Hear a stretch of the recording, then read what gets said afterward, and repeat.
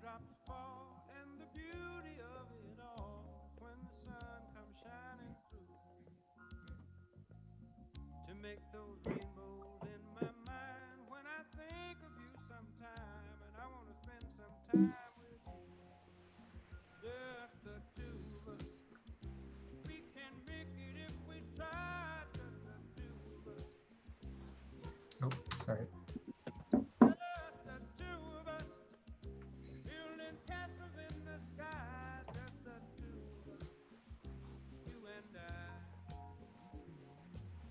We look for love, no time for tears. Wasted water's all that is, and it don't make no flowers.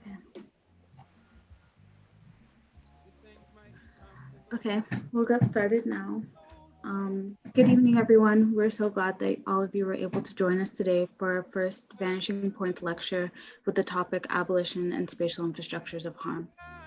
My name is Sally, and I'm a master's student at Carleton and one of the founders and organizers of DWG, the Diversity Working Group. For those of you who don't know us yet, DWG is a student-led working group formed after the murder of George Floyd with the goal to hold the school and faculty accountable to move towards a more equitable learning environment for BIPOC community at our school. Before we start, I want to acknowledge while today we are gathered digitally, many of us are calling in from stolen Indigenous lands. I, as well as Carleton University, are located on the unceded territory of Algonquin and Anishinaabe Nation, and so-called Ottawa. We offer this acknowledgement as a reminder of our shared responsibility to the land. Infrastructures of harm began with the history of abuses against Indigenous people, whether it's residential schools or the construction of pipelines. It is impossible to rid of these infrastructures of harm without abolishing the colonial systems that produced them. In the chat, Thompson is putting the native land link, and we encourage you all to reflect and put your land story in the chat. Our conversation today will allow us to begin to unravel how the historical context of systemic and institutional oppression fundamentally rooted in dehumanizing, concealing, and marginalizing Black, Indigenous, and racialized lives begin to inform our built space to further reinstate the systems of power. The title of this talk, Abolition and Spatial Infrastructures of Harm, was chosen to acknowledge that systems in place that are informing the construction of our spaces are working in the way that they were designed to. Referencing an excerpt by Tiffany Craddock, a community planner, an Indigenous community planner, design consultant, and curator who writes extensively on the third space, that will serve as the introduction to today's talk. Next slide, Thompson. Boundaries drawn in the landscape have historically been put forth to communicate what we want to be true, even when they are not. The urban landscape is a statement of discounting other realities beneath the surface of perceived objectivity. Canada was created through policies that marginalize and disenfranchise Indigenous people from their land and identity. Cities are structures of this history that continue to this day, making visible what and who gets represented and who does the representing. The third space calls into question the ingrained acceptance of the spatializing citizenship by creating spaces of healing that challenge social inequality within the built environment through bringing the land's memory back to existence. As Indigenous people, we have to fight for our sovereignty to thrive as our bodies are the land and the land is our body. Before imported and imposed values of efficiency were inflicted on the landscape, human relationships to one another and the land governed. But while these values of hyperproductivity are the core of today's urban environment, the Indigenous body is still present and resilient, holding within its vast memory of land beneath the concrete, and the concrete cannot erase the body's memory. This quote beautifully reminds us that the marginalization, the policing, and the displacement that is supported by our buildings, our cities, and our infrastructure is not by accident, it is by design. And we hope that this lecture today and this conversation today begins to make us as young architects, designers, and residents recognize and explore that there is more to our built environment than the aesthetics and the design, but to be more aware of the underlying politics and systems that produce them. So from here, I want to introduce our lovely panelists here with us today. First, Daniel McNeil, who is an award-winning writer and professor at Carleton University, whose work brings together history, diaspora studies, cultural studies, and other fields of inquiry to map the movement of people and ideas within the nation state. Daniel has published articles and essays in a variety of fields, including but not limited to Afro-pessimism, Black Atlantic studies, critical mixed race studies, critical multicultural studies, film studies, and post-colonial studies. He is currently cross-appointed with the Department of Sociology and Anthropology and the Institute of African Studies and the Institute of Comparative Studies in Literature and Art and Culture. His publications include Sex and Race in the Black Atlantic, Maltado Devils and the Multiracial Messiahs, Critics of Color, Resistance, Dissidence, Late Style, and the Co-edited Migration and Stereotypes in the Performance and Culture, as well as many others.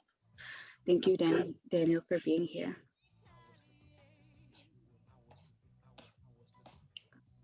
Our next speaker is Syrus Marcus Ware, who is a Vanier scholar, a visual artist, a community activist, a researcher, a youth advocate, educator, and part of the core team of member of Black Lives Matter Toronto. Syrus's visual art works to challenge the systemic oppression and shift our understandings of race, gender, and sexuality. His work has been exhibited at the Toronto Biennale of Art, the Art Gallery of Ontario, the Art Gallery of Windsor, and many other galleries across Canada.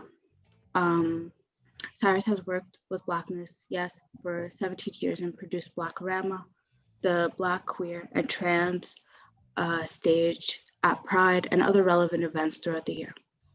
Syrus is also a founding member of Prison Justice Action Committee of Toronto. His most recent art piece is a multimedia installation located in Toronto called Radical Love that was centered around Black and Afro-Indigenous trans women and non-binary people, creating monuments to trans lives and their survival. Thank you, Syrus, for being here with us. And finally, Mario Gooden, who will act as both a speaker and a moderator today. He is an associate professor and co-director of Global Africa Lab at Columbia GSAPP and the principal at Huff and Gooden Architects. His practice engages cultural landscape and explores the architecture from the lens of culture, and his work often examines the intersectionality of architecture, race, gender, sexuality, and technology. He is also a 2012 National Endowment for the Arts Fellow, a McDowell Colony Fellow, and 2019 National Academy of Arts and Letter Award in Architecture recipient.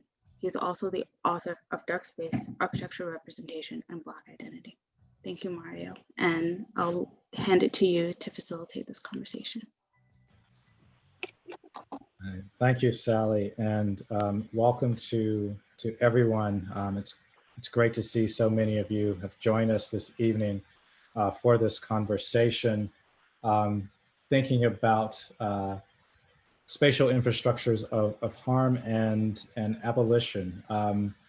We're going to have about an hour to an hour and a half of discussion before opening up for Q&A. So myself, along with Dan and Syrus, we do have some scripted questions, but we're just going to let it kind of flow for most of the evening and see where the conversation takes us.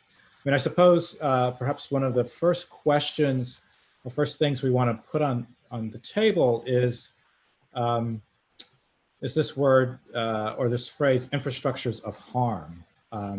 And what do we mean when we speak of infrastructures of harm in terms of architecture, but also in terms of a socio-political context, in terms of a cultural context.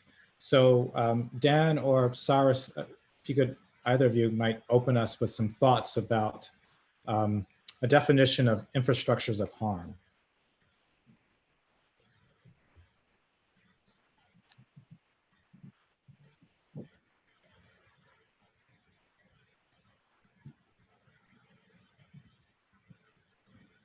We're both being too polite to jump in. Do you want to go ahead, Dan?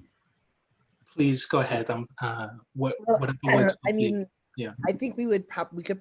So I just to say I'm coming to you from Toronto, from the part of Toronto that was underwater at the time of the Toronto Purchase, unceded territory, therefore, of the Mississaugas of the Credit. So thankful to be here.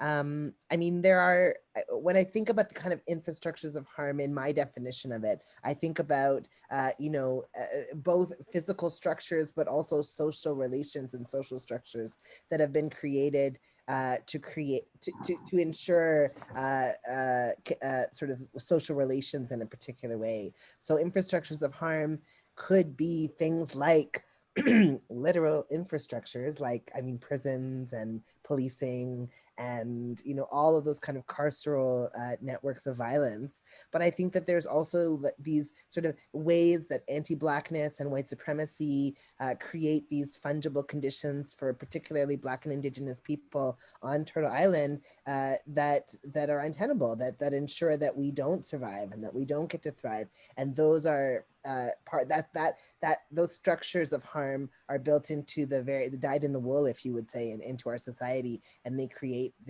harm. So, I mean, you could define it in a lot of different ways, but I would say that, we're sort of thinking through the ways that the current system has absolutely set up the conditions where some of us have a very easy way through the system, and the rest of us are suffering quite badly. The system is working exactly as it is intended, and it is creating conditions of harm for people who are traditionally marginalized. Okay, thanks so much. This is an important question in so many ways that invites us, as articulated so well, to acknowledge the harm woven into the fabric of our society. And I found it helpful to borrow the words of the musician and philosopher Lewis Gordon, and maybe begin just by thinking about how these gatherings are so important for us to wish each other health, safety, and despite the dire times, moments of joy. And I think this is going to be critical for the conversation today. And I really look forward to thinking with everyone about convivial multicultures that work within and against structures of harm, as well as the unconvincing narratives of corporate multiculturalism that sell quick fix conviviality. Maybe rather than offering a definition of harm or unsafe spaces, which I'm always worried is a little bit too prescriptive, confining, or legalistic, I'll just share a few words about some of the ways in which I found it useful to think about the formation and distribution of energy and interest around harm and unsafety, whether that be in the relatively rarefied spaces of universities or the informal and extra institutional areas of society where power may be less legal in character. So when I think about harm and unsafety, I often think about what words are they conjoined with, right? So we think about bodily harm. We think about harmful behavior. We think about unsafe conditions. We think about attacks on the body, right? We think about the assault on bodies, the extinguishing of lives, the shortening of life expectancies. But I think we also think about spaces that intensify or exploit our pain, or perhaps more pointedly, attempt to limit our ability to transcend it, that make us feel uneasy. And I'll maybe share a couple of examples, one historical, one contemporary, that might help make some of these abstract ideas a little bit more concrete. So the one historical example that comes to mind is Frederick Douglass's autobiography, which I think offers some ways in which many of us approach this narrative to get access to a great orator an existentialist, an abolitionist, who perhaps did more than anyone else to convey the harm of spaces that impose racial slavery and hierarchy. And many people take away from this narrative the violent fights, the whipping, how Douglas dispenses with harm by facing harm, by being willing to face death. But it's not just the tale of physical and sexual violence inflicted on enslaved people. It's also a narrative that describes the cultural production of ignorance, hopelessness, and despair. It's one that describes the harm inflicted by slaveholders who prohibited those who were enslaved from reading. It's one that describes how slaveholders cultivated and encouraged spaces where enslaved people were encouraged to pursue sport, frivolity, drinking. And it's one in which Douglas, at one really interesting moment, talks about how we did not know that Canada existed. Right? So one of the projects of this harmful space was to erase the possibility of a world without legally enforced slavery, or that there were worlds available at that space-time formation where that was possible. And so for me, one way of thinking about harmful spaces is thinking about harmful spaces as environments, networks that seek to shrink our ability to engage in speculative thought, to learn of alternative realities, as well as spaces that bully and suppress our awareness of historical struggles to achieve change. Harmful spaces justify and normalize hierarchy. They normalize the creation of second-class subjects as common sense, as natural, as inevitable. And one way to think about this in a contemporary moment is maybe to think about spaces like Google on corporate campuses that offer free food and amenities to workers, but not to custodial services. That cafeteria workers are not welcome to eat at the tables they serve. That janitors can't play the games in the rooms that they clean. That drivers can't ride the Google bus. Right? So these are some ways in which we may approach the way of harmful spaces as ones that confine and define, that become closed or decadent, that limit our ability to imagine forms of solidarity that are not sanctioned, prescribed, vetted by some form of elite. That's one way in which I approach this really provocative question about spaces that justify and normalize hierarchy. I just want to, jump in here and say, yeah, I actually, I'm from Memphis, Tennessee, and my family spent generations on slave labor camps, and thinking through, yes, of course there was slavery here in Canada as well, but just thinking through what that process did to normalize the brutality that we see still today writ large on the news, directed towards Black bodies, and Indigenous bodies, I would argue as well. And just, thinking about, how Tiffany King articulates this idea of fungibility in these conditions where we were just so disposable, and the disposability that continues to this day.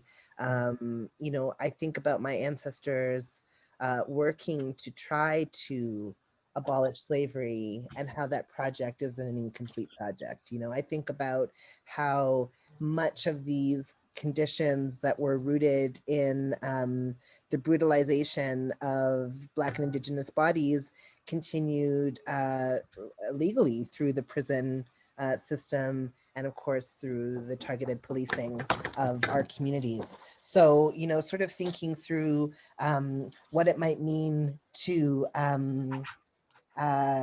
imagine a slightly different possibility. When I did the project Radical Love, in that project, in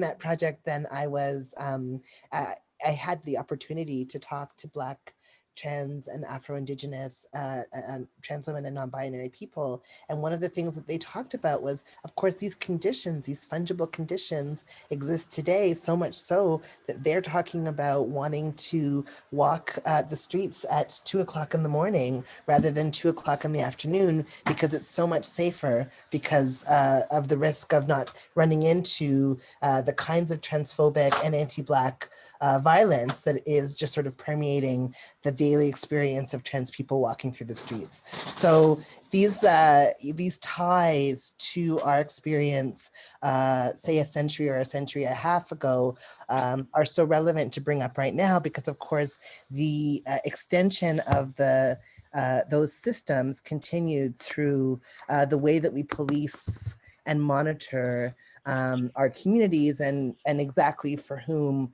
we're so-called creating a sense of safety.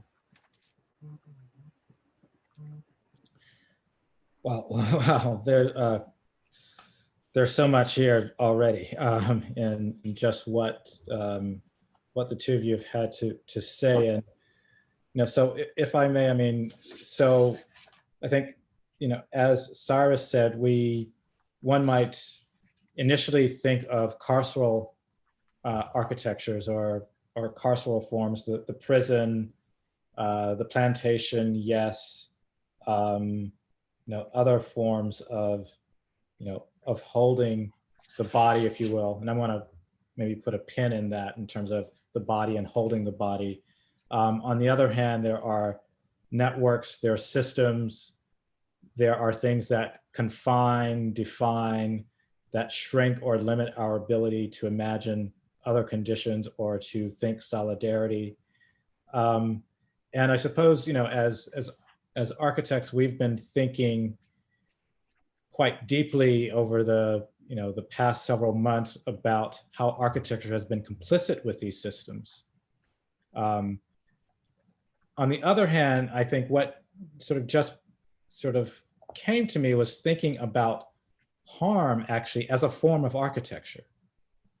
So not necessarily that architecture or building does harm, but actually harm is a form of architecture, in that harm could also be thought of as a form of enclosure, as a form of enclosure that confines or that sets boundaries, as Dan said. And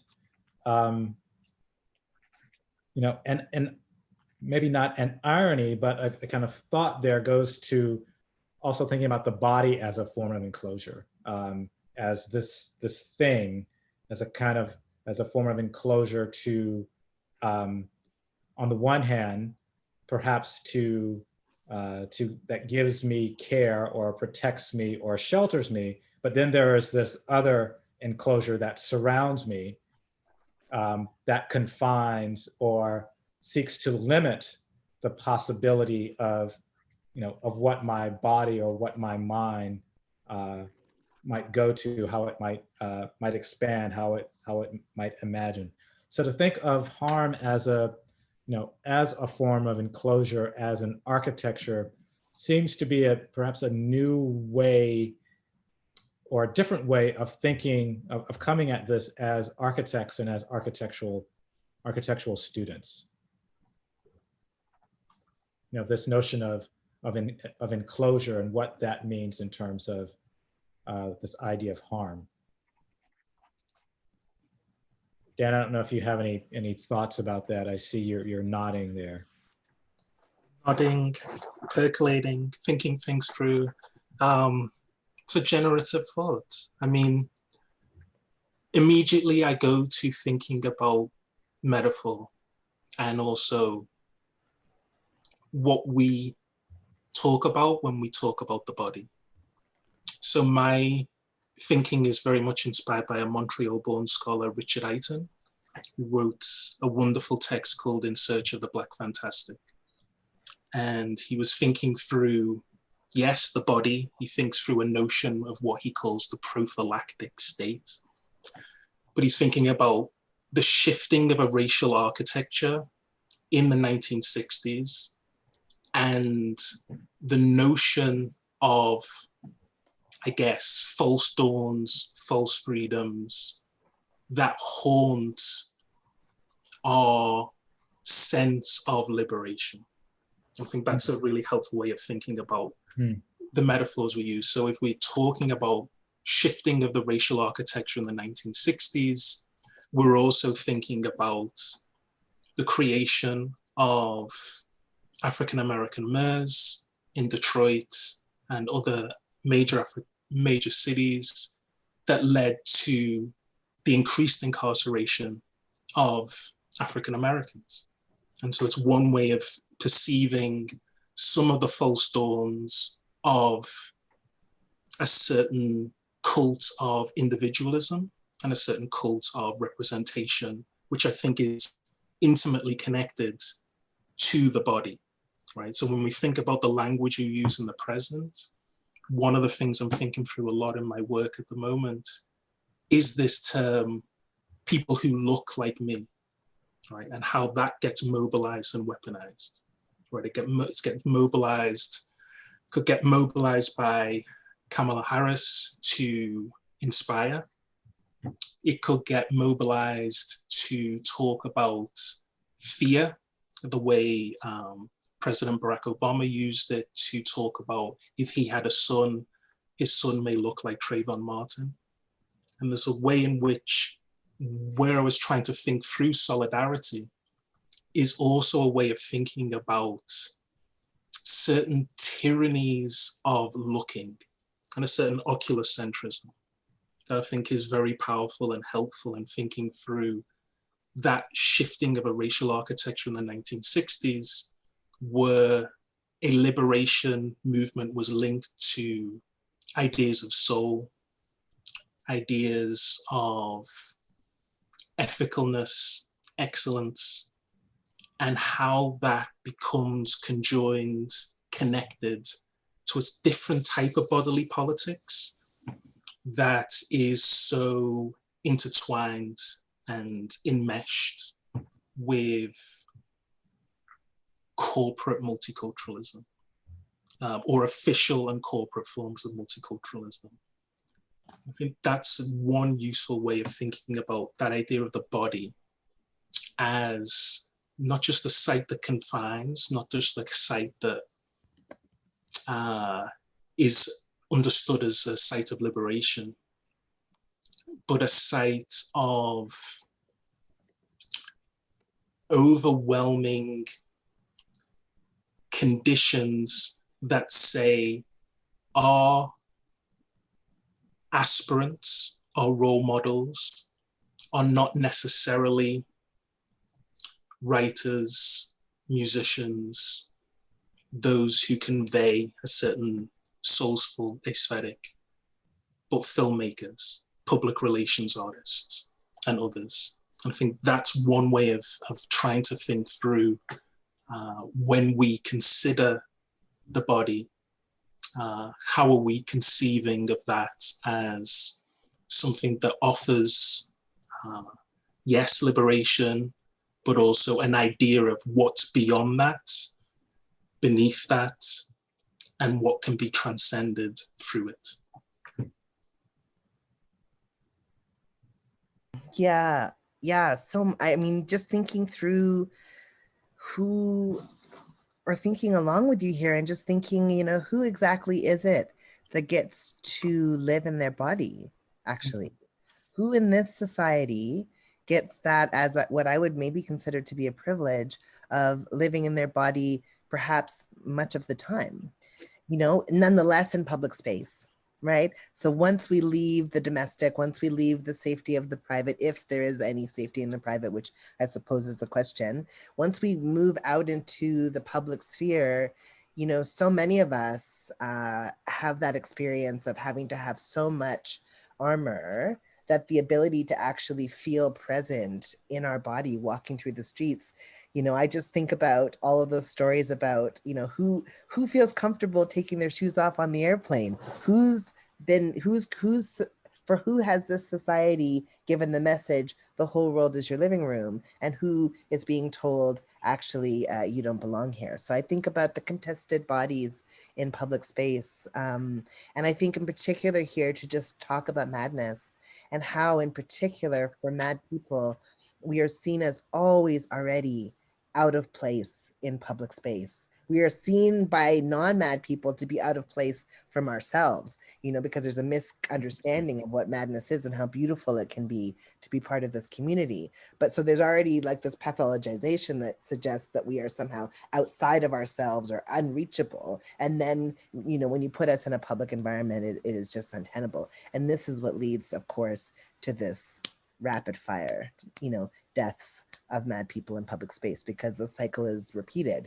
Someone is behaving in a way that is seen to be or perceived to be unexpected. The police are called, they arrive, boom, right? So this happens over and over and over again. And it says the message very clearly that for some of us, it is never going to be safe to be our full selves in public space. And so what does that mean?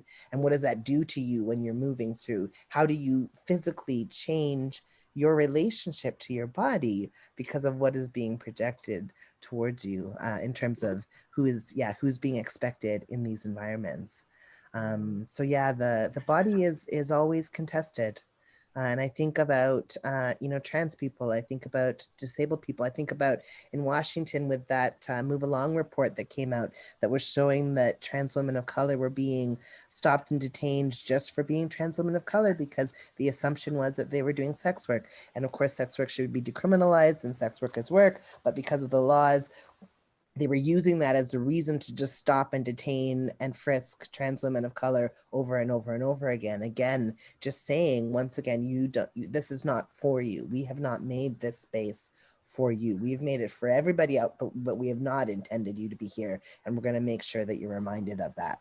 You know, and I think about for disabled folks, you know, who are still saying, I mean, in Ontario, we had the Access for Ontarians with Disability Act, you know, first come out in the mid 2000s, people saying that this was going to start to be implemented after 2011 and finally implemented completely by 2025. And it was such a joke for us disabled folks, so much so that they started a group called Damn 2025, Disabled Action Movement Now, because they were saying, you know, for a lot of us, we may not even live to 2025 if we don't get access to these buildings and to these supports now, actually, you know. So what does it mean to create these, you know, suggestions that buildings and structures need to adapt only after many of you have passed on? So yeah, these are contested things. Not all of us are even able to be able to access a bodily presence, you know, because of safety reasons. And so that's another infrastructure of harm, right? Mm-hmm. Mm-hmm. And the irony is that it's so often framed in terms of the cultivation and preservation of health. And so I think that's one of the things I take so much from Richard Eiton's work, is that the healthy, self-regulating citizen is so often defined against those who are seen as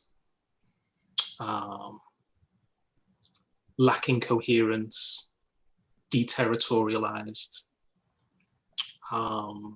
lacking stability, coherence, etc. And so when we're talking about the body, that's why I think it's so useful in diasporic work and other work to think about how the body is so often linked to the body politic or the nation, and the certain way in which the healthy, self-regulating Canadian subject is defined against the irrational duppy state or the immigrant, those who are required to legitimize the imposition of barriers.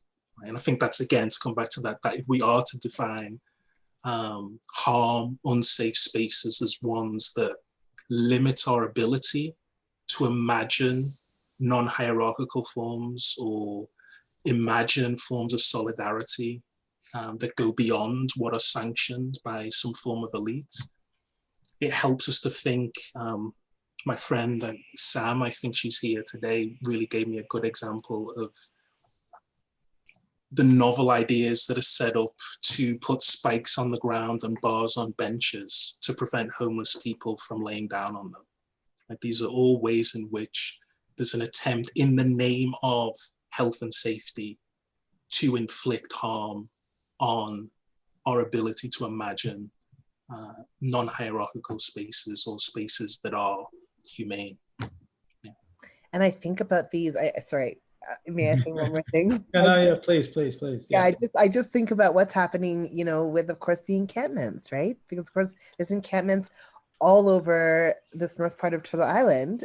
You know, everybody, you know, there are encampments in every city. There are encampments set up because there isn't housing. There isn't a safe place to go because of COVID into the shelter system, because of the way that it's whipping through that system. And so there were these encampments that people have been living in parks all across this north part of Turtle Island since the spring. And now winter is coming. And of course, so the city is coming and sending bylaw officers and ticketing officers and sending folks for the public, supposedly for their safety, clearing folks out of the park because it's not safe to stay in the park. You can't be living you know, what we really know what that's actually about, right? So in the name of public safety, in the name of protecting them, the very people who they're evicting, you know, they're destroying tents and saying, oh, the tents are not safe.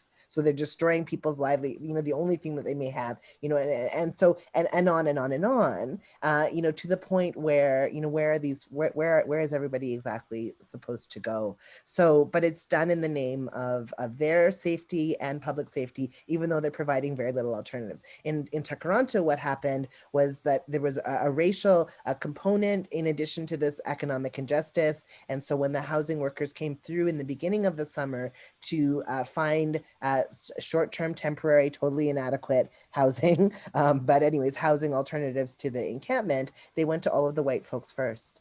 So much so that it was only Black residents left in this encampment, and they named it themselves Trenchtown. They called it Trenchtown because there were so many Black people living and they're this community, right? And then by the time they were approached, all of the spaces that were being offered were way out of the downtown core, you know, way inaccessible to their communities, to their supports, and still were temporary. You know, we're not permanent housing. So just thinking about, you know, that's a real life example right there happening on our streets and in every, no matter what city you're watching the Zoom from, I guarantee you it's happening in your city, and winter is coming, right? So yeah, what are we gonna do?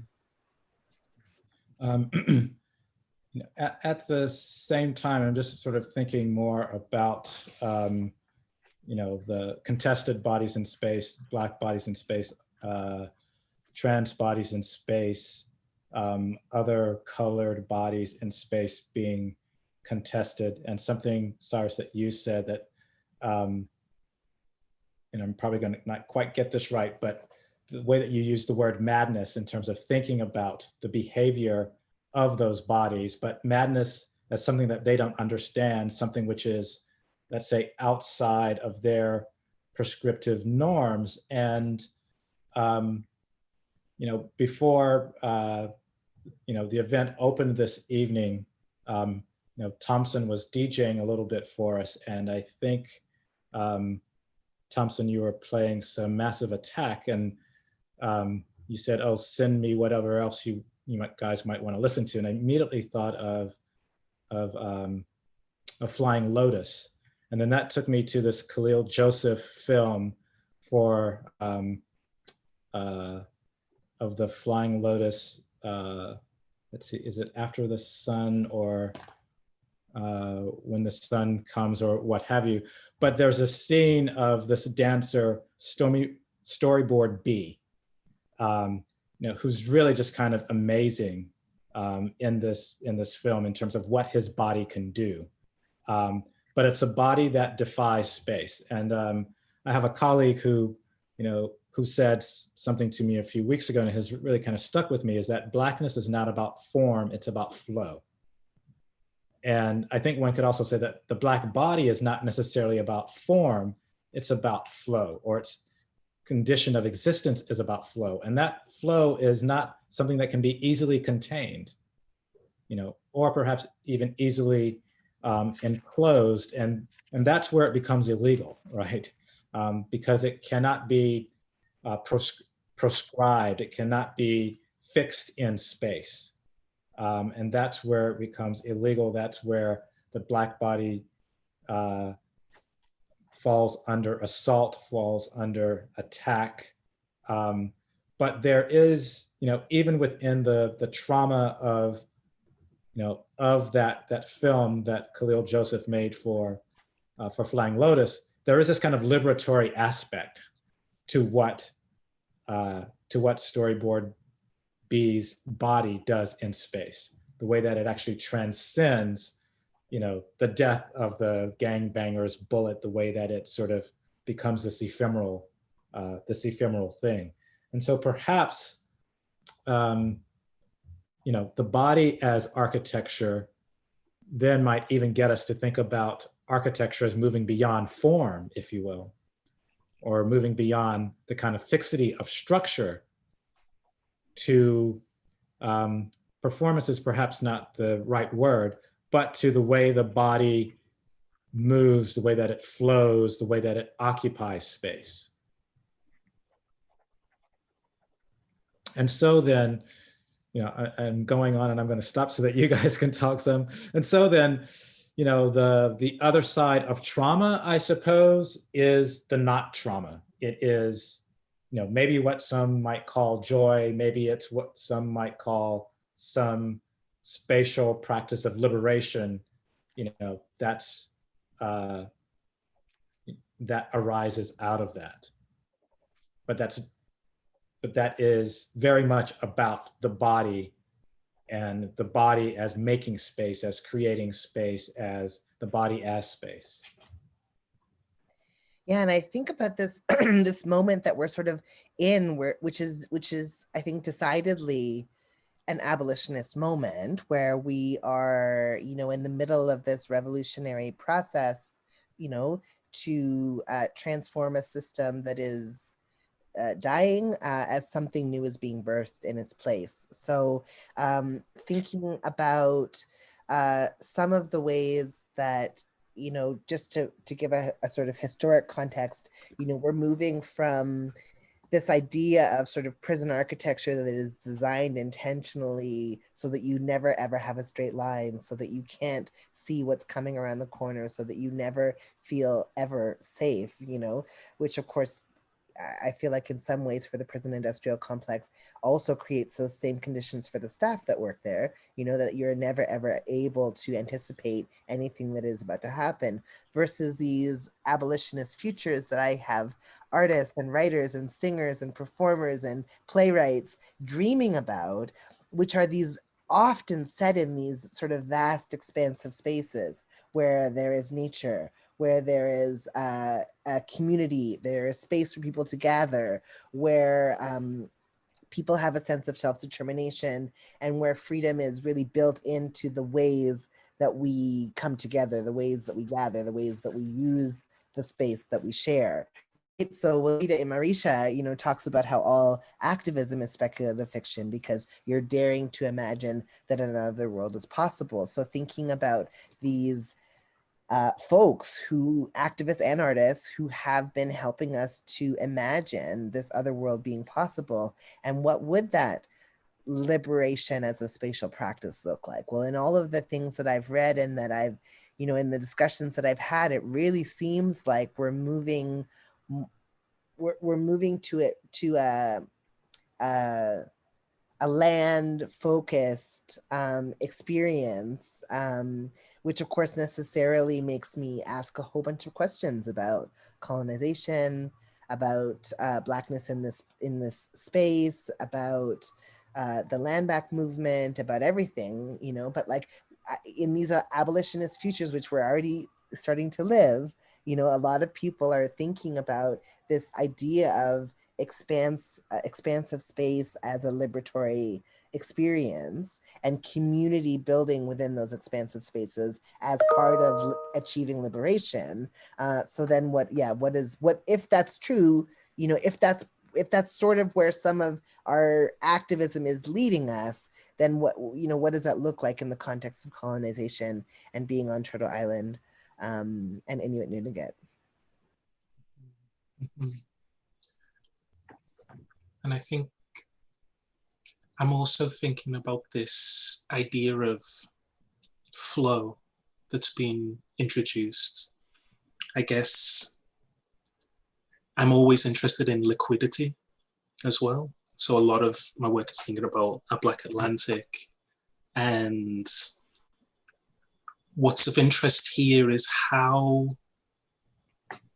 creative pleasure, or let's say politically infused acts of pleasure, overflow from religious and national containers, right? They overflow into secular, sometimes profane spaces.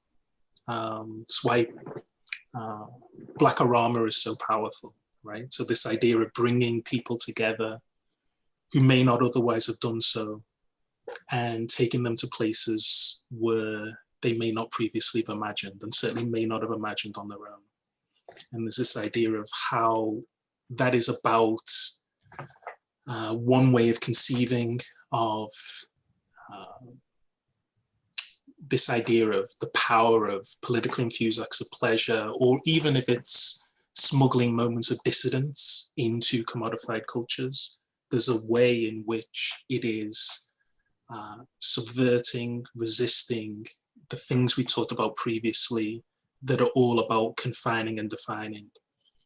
And perhaps rather than seeing them as in opposition, seeing them as always competing for legitimacy, right? They're always competing for legitimacy. So there's a certain sclerotic form of nationalism, or there are certain unconvincing narratives of corporate multiculturalism that are always going to compete with legitimacy with these more feral, lively, certain types of post-colonial multicultures that are always working in tension with each other, sometimes productive tension, and inviting us, compelling us to conceive of how the creative act or creative artists are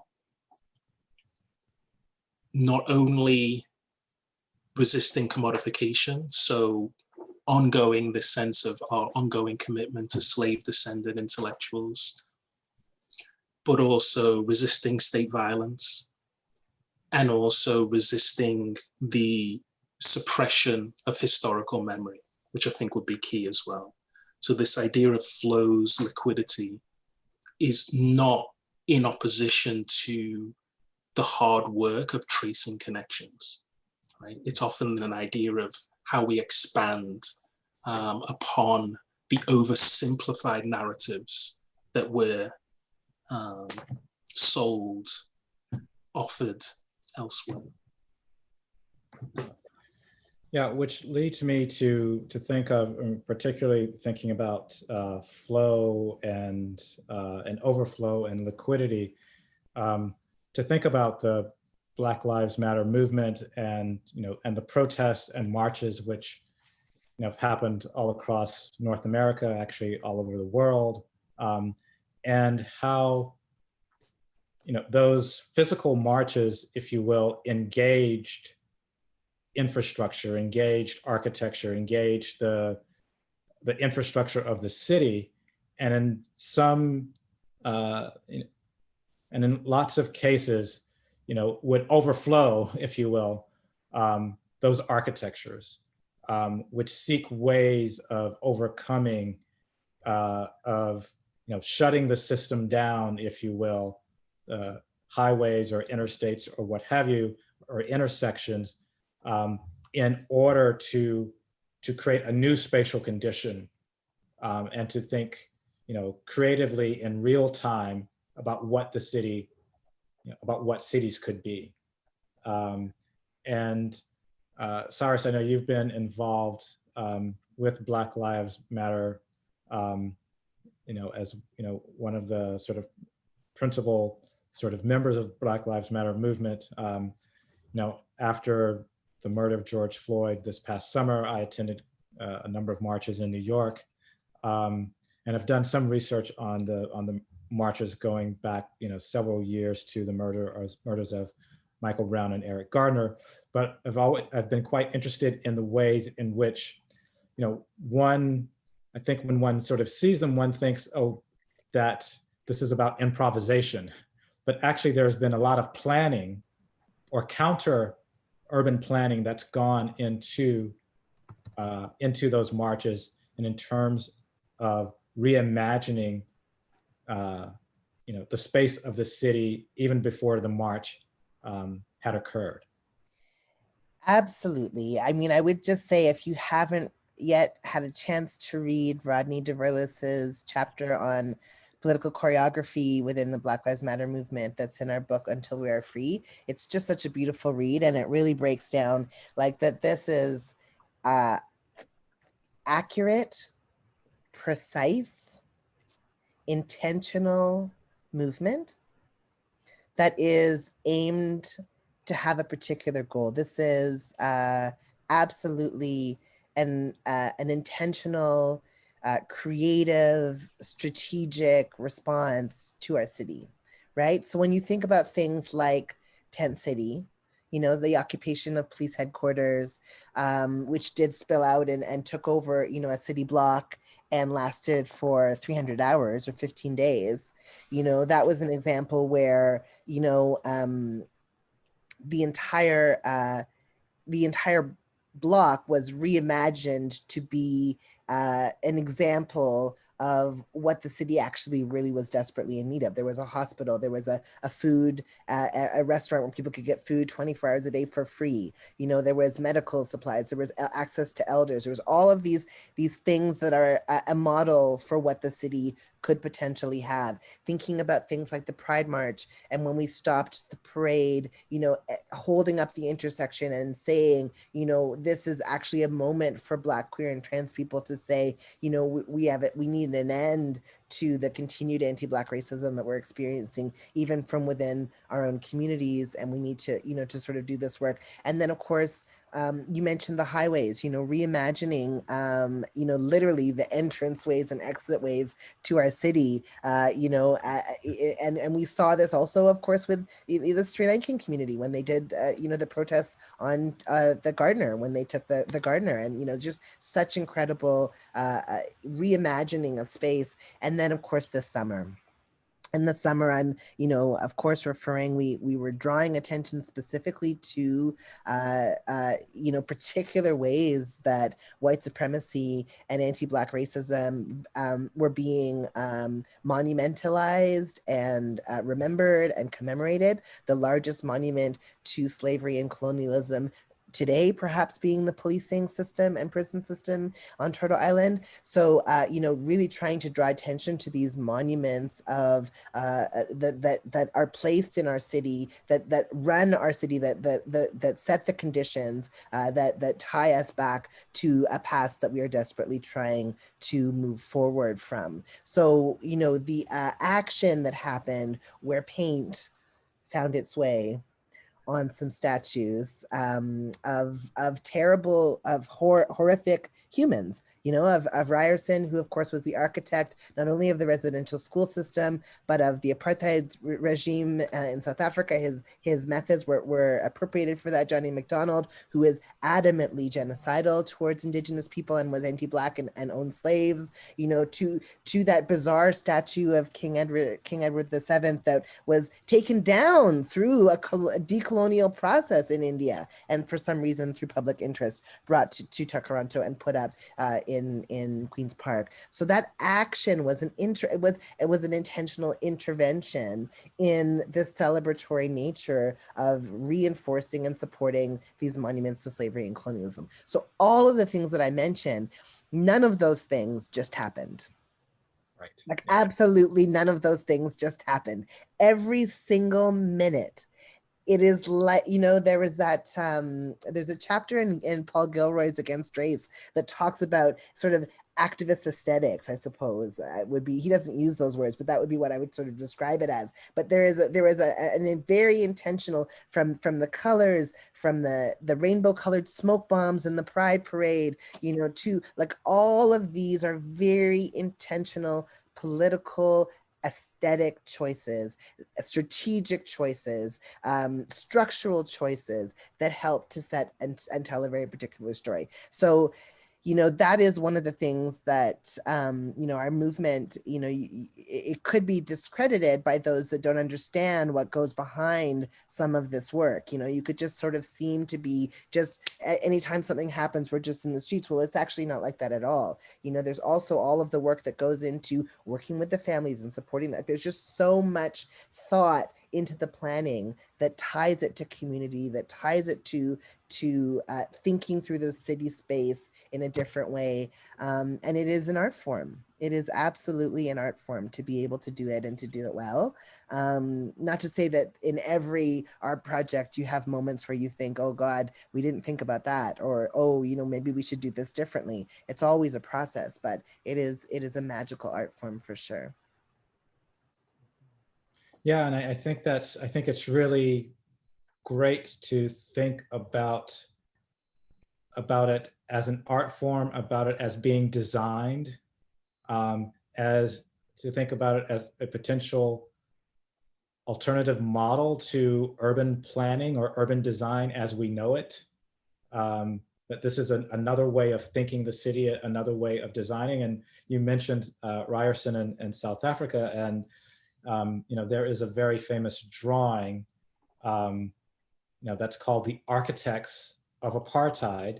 And it is the planners of apartheid with a map of Johannesburg, but, you know, they are referred to as the architects, you know, so the designers, the planners of the system.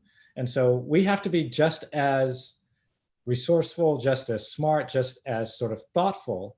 And I think that there are some, you know, some lessons for, you know, for the design community in terms of looking at Black Lives Matter as a model, looking at different activist actions as models, as new models for space thinking and for space making. You know, and so often, you know, within the last few weeks, you know, my students have expressed, I don't know if it's a kind of frustration or maybe even some kind of existential angst about, well, what is it that we can do? We have no agency. And I would say to them, you know, in light of this conversation, no, you absolutely do, but we have to think differently. We cannot sort of follow the Euro-American sort of humanist model of what the architect is, but think of the architect as, you know, as perhaps activists, and, you know, not this entity, which is usually white and male, that's separated from actually doing the work. That's separated from, you know, the act of labor. Yeah, and I think that, you know, this idea that there's the potential to like right now is such fertile ground, like for all of the students who are feeling, oh, I don't, you know, I actually don't quite know what to do in this moment. Well, if you study panarchy cycles of systems change, which I teach systems thinking at the BAM Center, and I study systems change, and if you study systems life cycles, we are in a moment in our life cycle where actually it is a moment of infinite possibility, because the old is dying and the new is being birthed, right? So this is a moment to reimagine, radically reimagine our relationship to each other, how to bring care into all of the work that we do, and how to rethink our practices so that they're perhaps being used in different ways. So this is actually a moment where I can think of nothing better to do right now than to get involved, you know, because we are like tipping over an apple cart and it's already on its second wheel, and we're just about to, you know, like the freedom that our ancestors dreamed of, the work that the folks upon whose shoulders I'm standing, you know, Marsha P. Johnson and, you know, all, you know, Stephen Mbiko and all of these folks, you know, like the work is almost done. You know, we are so close to experiencing some of the liberatory goals of this movement. So why not get involved? I mean, just get involved. Yeah. No, I think that's so rich in terms of thinking about how we resist the imposition of those who presume that the type of organizing that you're describing is romantic, utopian, lacking clear direction, etc. I think that's a really critical intervention. But then there's also, I think, the equally important sense that ordinary people do not need an intellectual vanguard to tell them what to do or how to think. So keeping those ideas in productive conversation is really important in terms of, as it's articulated, taking solace, sustenance from intellectual work outside of academia, from resisting a definition of politics that's often merely parapolitical or ongoing colonial violence, and not the type of liberatory politics, which I'd probably say is more closer to creative work as being articulated here than dispiriting labor. And that's one way in which I think it is inspiring to younger people to think about how their interventions, their contributions are part of this ongoing conversation, but also intimately linked to types of creative work that aren't rooted, that demand a sense of connection to organizing, mobilizing, etc., but also allow for certain types of engagements, tech-savvy interventions that resist any of the types of dispiriting labor that they may feel lacking in their jobs, in their schoolwork, in other forms of formal institutional life. And I just would just say, you know, for anybody who, I just want to give a shout out to Chanel Gallant and Lisa Marie Alatorre, who created a couple of years ago now a blog site called Everyday Abolition. And it is such a beautiful, you talked about the sort of a virtual environment. Well, this is such a beautiful space where what they've broken down is they've done interviews with, you know, I can't even tell you how many abolitionists about how they just live their everyday life.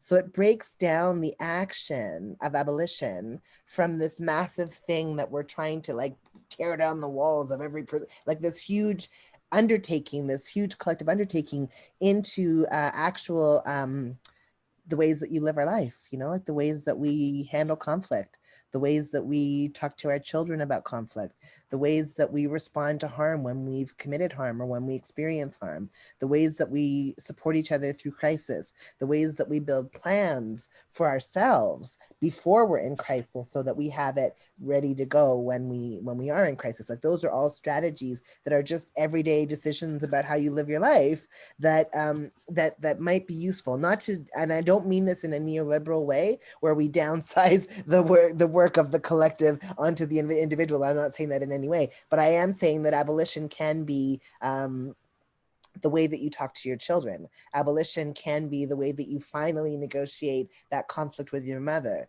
Abolition can be the way that you know, support and negotiate with your neighbor. It can be in these daily acts that, you know, that perhaps for folks who are feeling a bit more lost or a bit more unsure about how to get involved, these could be bite-sized chunks for like ways to start to do it, you know? So anyways, it's everydayabolition.com, I think is the website, but Right. shout out to Lisa Marie and Chanel for this brilliance.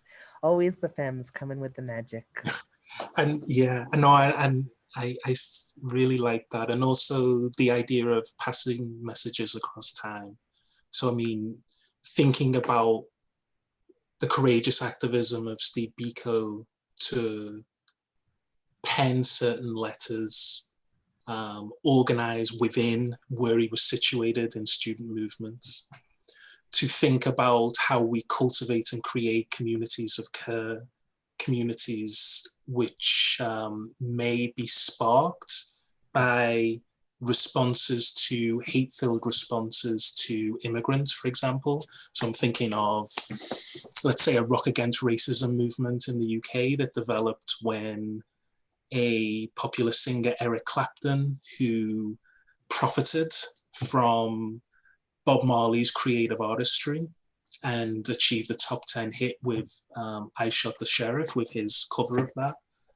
But then in a concert in Birmingham in the 1970s, spewed vicious anti-Black, anti-immigrant sentiment to show that many people who may have an appetite for Black music are not necessarily advocates for anti-racist change.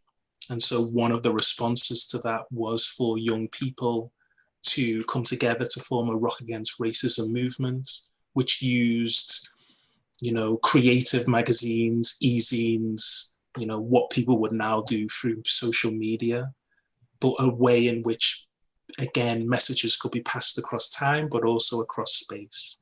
And so local organizations could be set up across the UK, but also international offices in Sweden, in the US and elsewhere, where people could conceive of being part of a shared project to dispose, to overthrow, to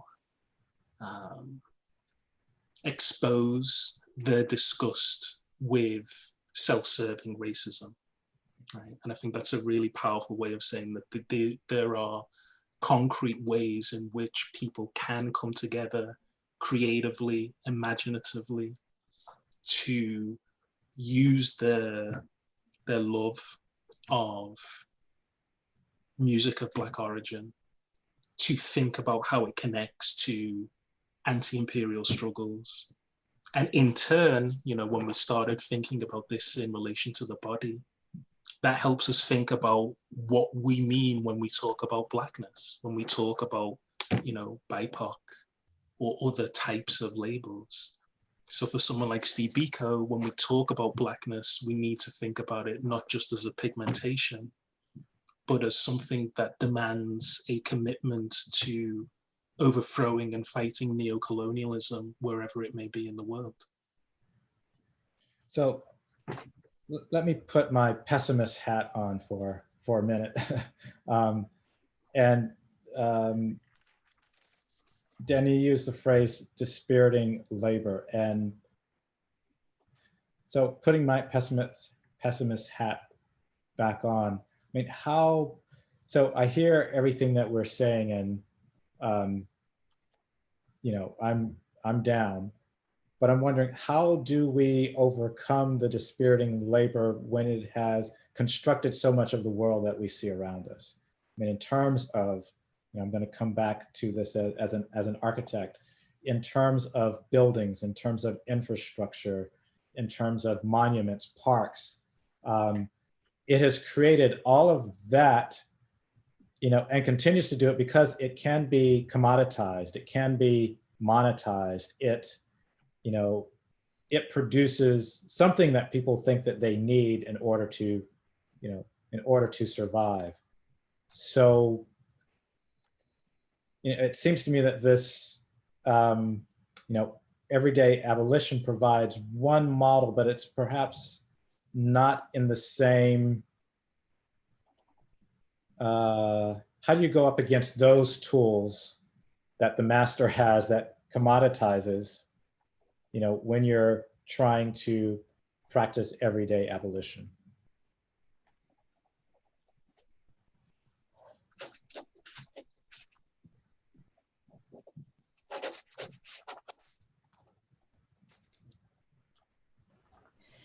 Yeah, it's so interesting, you know, this idea right now.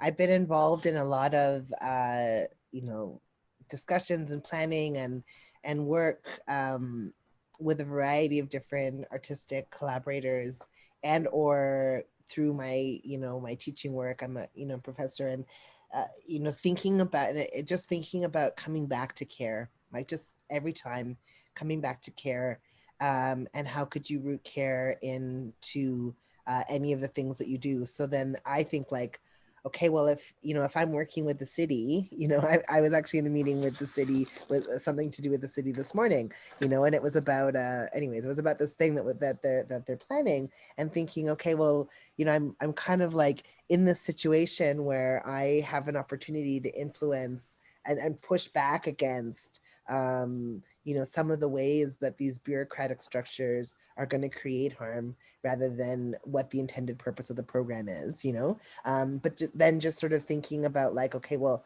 how can I get these folks who perhaps haven't thought about care to come back to this idea, we take care of each other, and to want that, you know, to actually desire that, you know, because they want it for themselves and they want to provide it to others. And so I'm still thinking about your question, but there's something in here about rooting our work in care as a way of being resilient to push back against perhaps some of the, I mean, I just think about architectures of bureaucracy as a barrier to allow for change to happen, you know, and how that has been used to prevent change over and over again. When we can't, or there's too many forms, or it will take 10 years, we have to do a study or whatever, and how that, you know, that can just be such garbage, right? And anyways, just thinking through in every way, you know, if we can convince them that the most careful way to do something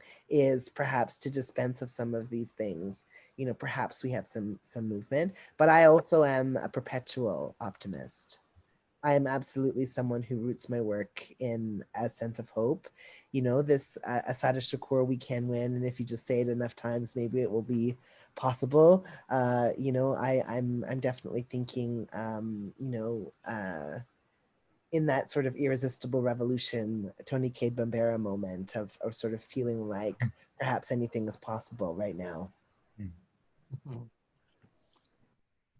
No, I like that so much. I like the idea of anticipating or always being aware of how certain ideas, certain movements, certain currents will be appropriated and misappropriated, right? But also a sense that that doesn't prevent us from thinking about creative ways of misappropriating existing languages, right? So to give an example, Bob Marley's Get Up, Stand Up is a very creative way of misappropriating the bureaucratic dead language of a UN Declaration of Human Rights and putting it in the hands of ordinary people.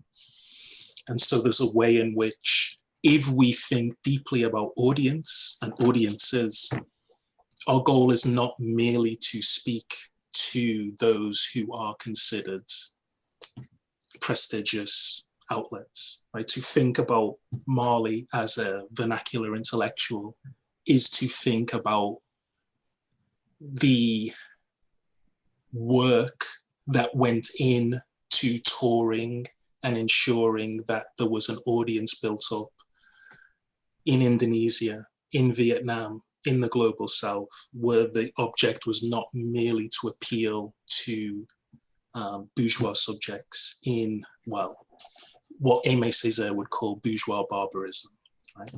There's a sense in which there are other audiences.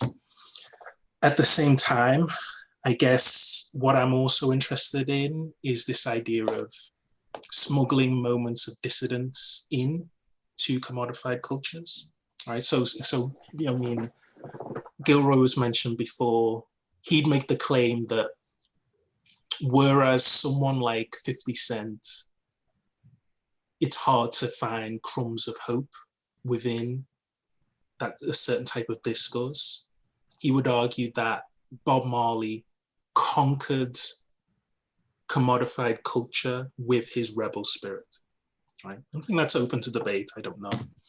But what I think we can do is think about how the language we use, the terms we use, are always going to be contested, misappropriated, repurposed, and weaponized. A good example would be the way in which elitism is used. I think Mark Fisher's very good at talking about how many people use elitism to try and demonize any attempts to treat people as if they are intelligent. And democratic is often used to assume that an audience has a 6th grade reading level. So one way in which I engage with this idea of optimism is this idea of having faith when things are conveyed to people in memorable ways, in creative ways, in ways that they're allowed to see how it resonates with their lived experiences, that it becomes something that they can take ownership of, right? That's really important. And I guess this is one of the ironies of what we're discussing today, is that so much of what we're describing in terms of thinking through harmful spaces is that much of what we're describing will be deemed to be harmful, unsafe speech, or at least dangerous speech, right? And in that way, when we're thinking about harm, we're also thinking about the ethics of our intellectual projects, right? Our creative projects, and how we understand the idea that if we define harmful spaces as one in which shrinks the imagination, one of our goals will be to create the types of environments, spaces where people can unabashedly, courageously think through ideas that will be deemed by others to be dangerous, unsafe, harmful, etc., because they unsettle a status quo. And this, these words that, that there, I go back to that Tracy Chapman, that the revolution sounds like a whisper, but I mean, this is what I'm hearing. I'm hearing land back. I'm hearing the future is accessible. I'm hearing we take care of each other. I'm hearing abolition now. I'm hearing this in whispers from activists, communities all over the world, where we are a network, we are connected, and people are saying, like they're whispering the words that we're actually shouting, that now is the time for all of this, as Sonia Sanchez says, time to move us into another century, so this is a moment where there is actually a groundswell that is already happening. We are standing in fertile ground, and there is a rising up of these wishes and these desires and these potential moments of possibility. I just think for the folks who are daring to whisper the possibility of change of all of this, that there is a price. These are criminalized, as you say, these are harmful to the state, actions that we're doing, and they are criminalized heavily. And there were 12 arrests at 1492 Lamback Lane, just a couple of weeks ago. There were 3 arrests at one of our protests in the summer. There's just this constant threat of using the Carceral system to stop dissent, and to criminalize dissent, and to make people afraid of dreaming that another world is possible. So maybe we all turn back, as Walida Imarisha says, maybe we all turn back to Octavia Butler and to speculative fiction right now, so that we can read about it and dream about it and remember that it is possible even in the face of this criminalization.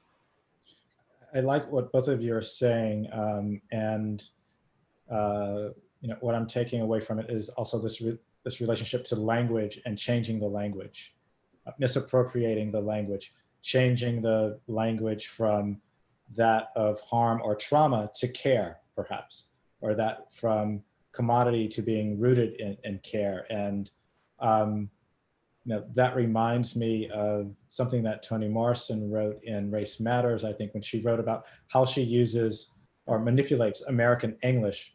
And she says not to take standard English and use the vernacular to decorate it, but to carve away at it, to carve away at its ignorance, at its blindness, at its paralysis, at its deceit. And so, perhaps there's a way of using language to undo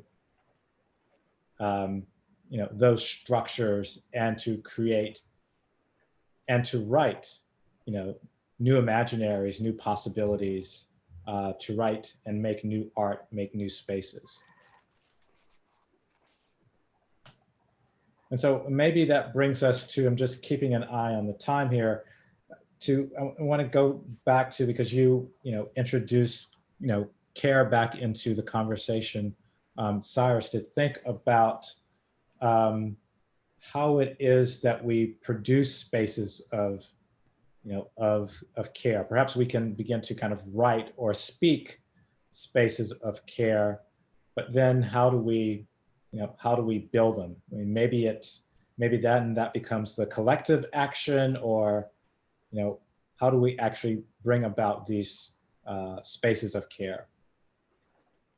Yeah, I think that one of the first things that, we have to figure out is how we are going to deal with conflict, crisis, and harm.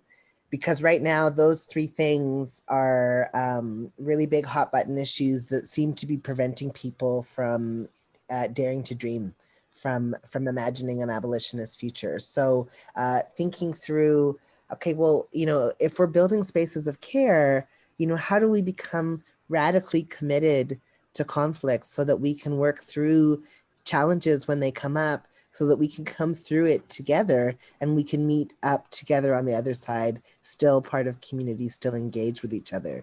How do we create a sense of care that is inclusive of all of our different body minds and the ways that our body minds work, so that we're not just making a care for some, but that is still inaccessible, or it's still up a bunch of stairs, or, whatever, how do we, bridge some of the vast distances in our communities? If Audre Lorde was saying we had to learn to relate across difference, well, we haven't done a particularly good job at that. So how do we bridge, for example, hearing and deaf communities?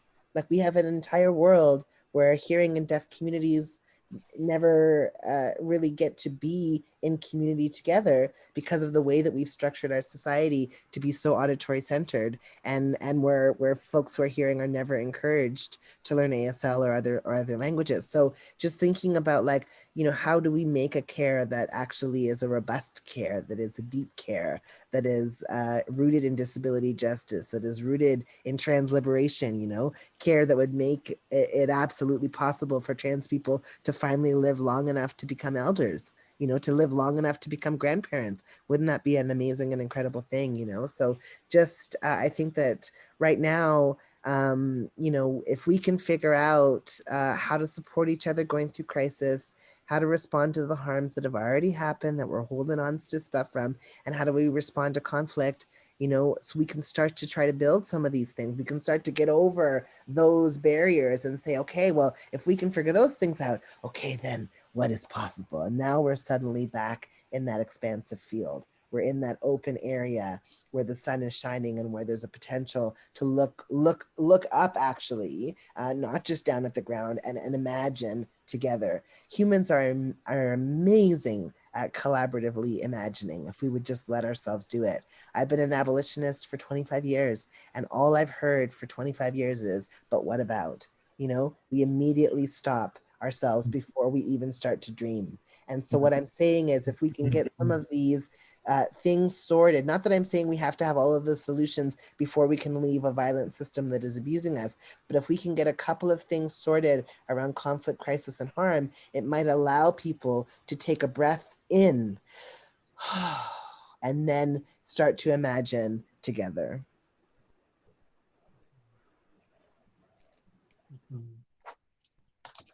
No, I think it's so beautiful to think through the legacies of people like June Jordan, Bell Hooks, who have also made it clear that in that work together, disagreement can be part of not just the struggle, but a praxis of love, right? And I think so, not being afraid of, not just not being afraid of failing, not just being afraid of the risks and the ways in which things will be taken into ways that we can't currently perhaps imagine. But thinking about when we're working together, that our goal is not simply to stabilize where we are, but to find ways in which we push each other, sometimes through disagreement, through debate, but always with that ethics of care, support, love, and my sense a shared project would be key as well. So how that shared project gets articulated would be key, as a sense of providing some way in which we work together, right? Rather than finding ways in which we are demonized, placed apart, or merely defending and hyping our friends, colleagues as part of a neoliberal system of value to simply win awards, etc., those kinds of things. So I think I like the idea so much of a radical practice rooted in love, where we're able to say, what are we working towards? How can we forthrightly, frankly disagree with each other, and not believe that in doing so, we're simply giving ammunition to people to say that you're disorganized, lacking in coherence. So I like the idea of always being aware that people are going to say, what's the clear answer? And I think one of the projects that we can think through is to think about the way in which confusion, particularly in the Canadian public sphere, is seen as one of the greatest enemies, right? Rather than an opportunity to think about how things are not simply one story or one thing. And I think thinking about confusion or ambiguity, capaciousness as a strength rather than as a liability is one powerful way for me to hold in conjunction that pessimism of the mind and optimism of the will, right? That awareness that there are going to be various forces, literal-minded figures that say this is too abstract, too diffuse, too confusing, but also an understanding that in that diversity, there's such richness that allows us to connect with people who share our projects, who share, even if it's ephemerally. So I guess one of the things we haven't talked about, which I guess may be helpful as we move to questions and from the audience and thinking through these questions as a larger group, is the idea of whether the large-scale mobilization that took place over the summer, that was often mediated by social media, whether the speed of its transmission is also a potential for its speed of dispersal, right? And that's one way of thinking through this question around optimism, pessimism, is in terms of how we conceive of the sustainability of these types of questions around movement building, organization, etc. Yeah, I do think that's, thank you for putting that on the table, because I think that's an important question, because I mean, it seems to me, being south of the border, in the States, where, there's this ethos of the, rugged individualism, right? Means that, you know, collective action, is actually something which is radical, right? And politically, you can't even use the word socialism down here, right? Or even the word collective or cooperative or what have you, because those are socialist terms. But that sense of a shared project, or or a collective action that that moves towards this practice or ethos of love or care, that's a really sort of radical concept, I think, for most people, particularly in the States. And I mean, it seems to me, and then the question of whether social media, yes, it's the speed of it was allowed forces to come together, but also does it lead to dispersal? And I was just watching a new documentary about Google the other evening on Netflix, called the Social Dilemma, in which humans have been reprogrammed to respond to individual desires. How many likes do I get?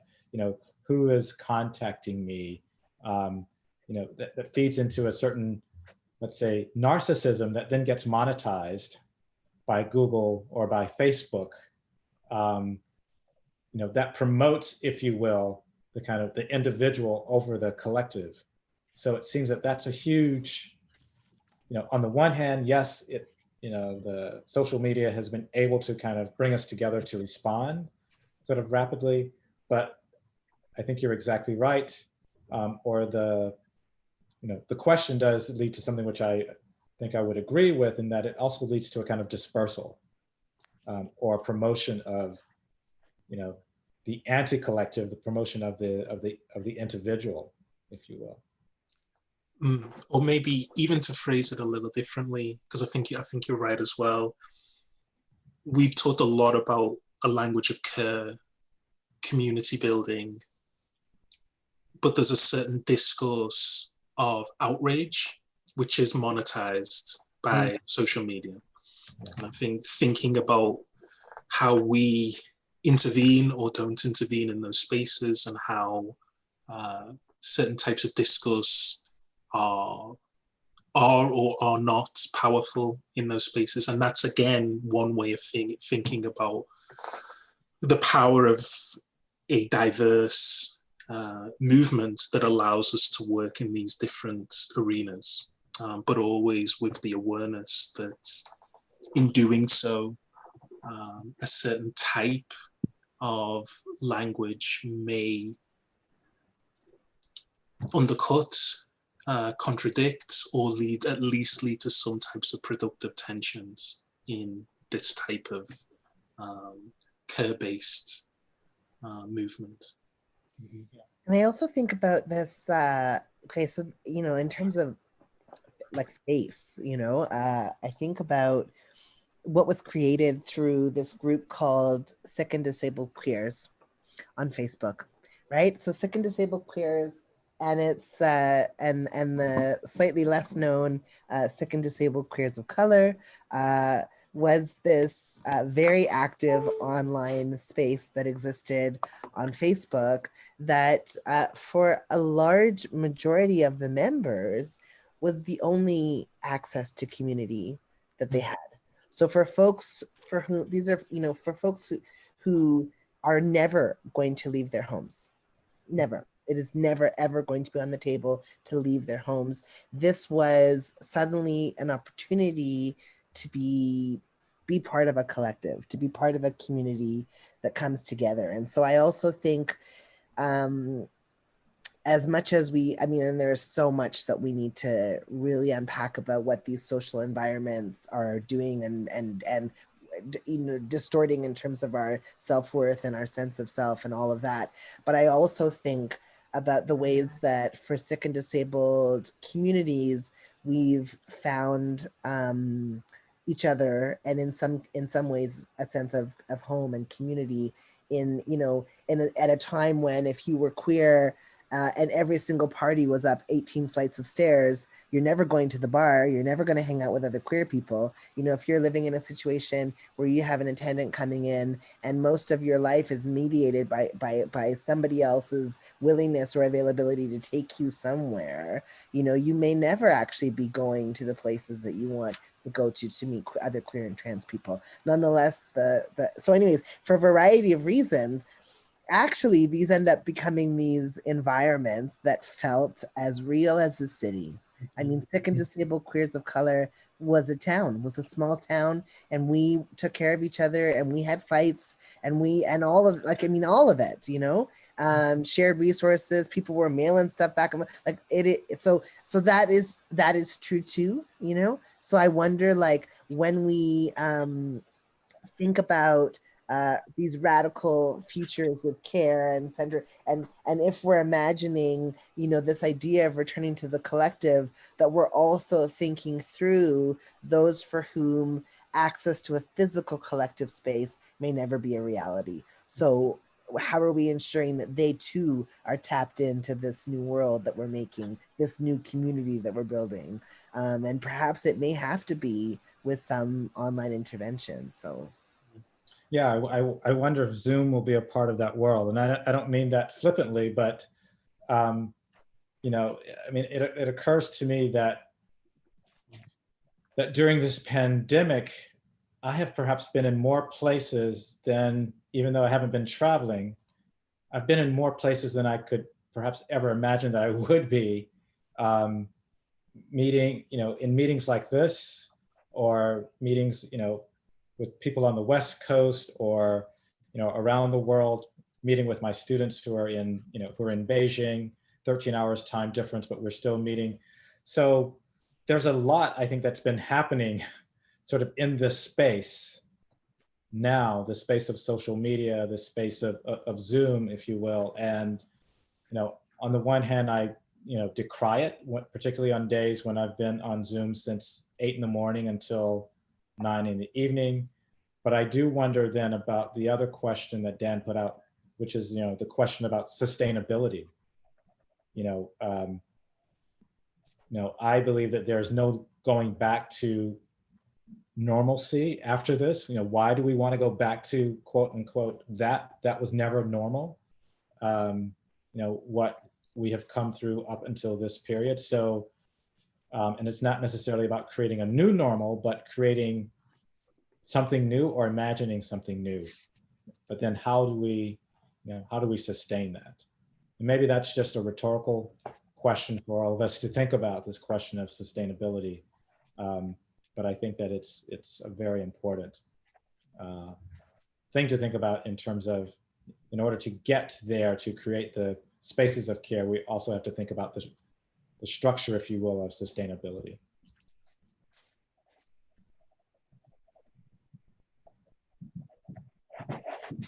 So I wonder, Sally and Thompson, maybe, I don't know if we have any questions in the chat yet, but maybe we can ask questions. Ask some questions.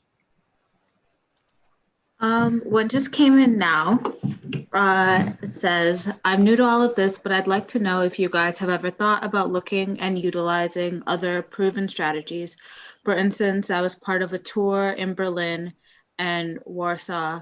We traced memorials and sites dedicated to memorializing the murders of Jews.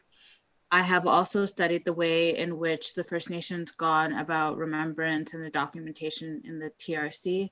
What do you think about tracing places and spaces of enslavement, civil rights, and recent murders of the descendants of Africans in the diaspora?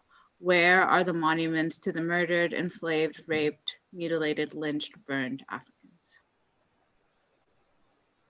Well, just to say, just off the top of my head, you should totally check out the incredible work of scholar and artist Camille Turner, who has done incredible work in this area and actually does walking tours of the Black Grange, which is a neighborhood in Toronto, walking tours of places in and around Ontario where Black were significant places. She's also done a series of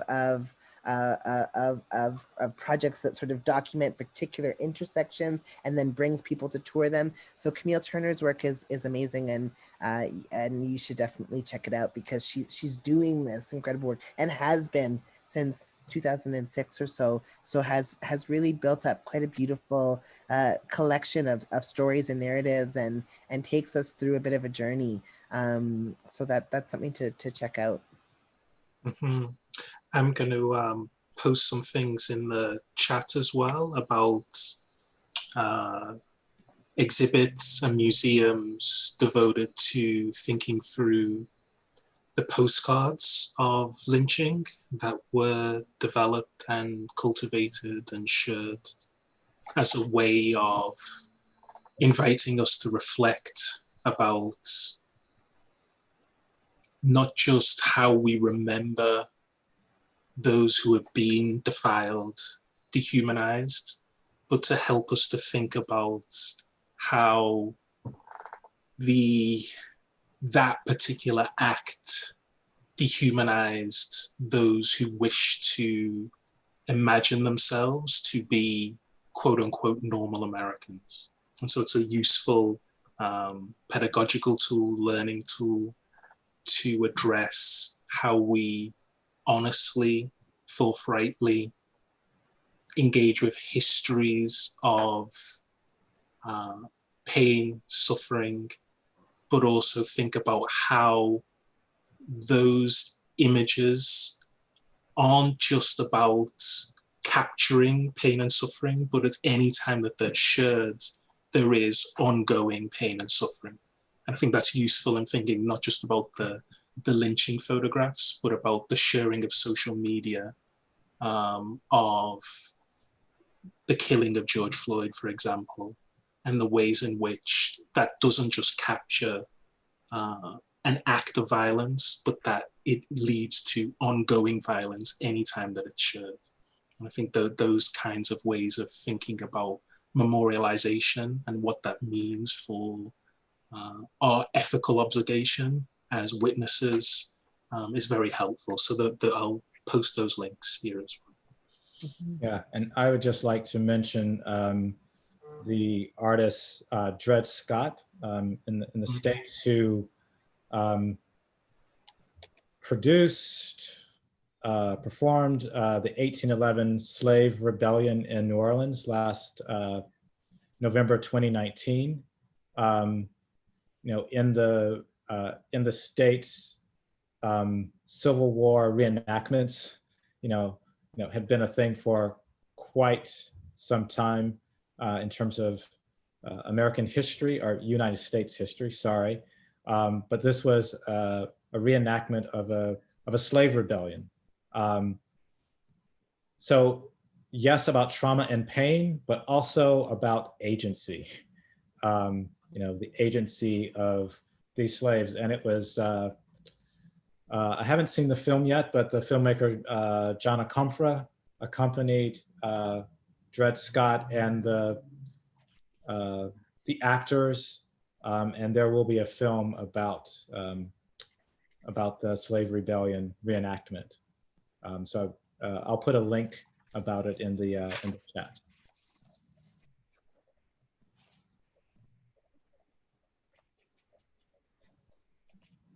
Let's see, are you getting the questions, Sally, or? I am, there's just no questions in the chat right now. Okay. Feel free to raise your hand as well. Okay, I got another one. Mario brought up the term normalcy and would like to hear Dan and Syrus's voice on their ideas on that term, as well as on the activism in the post-pandemic world.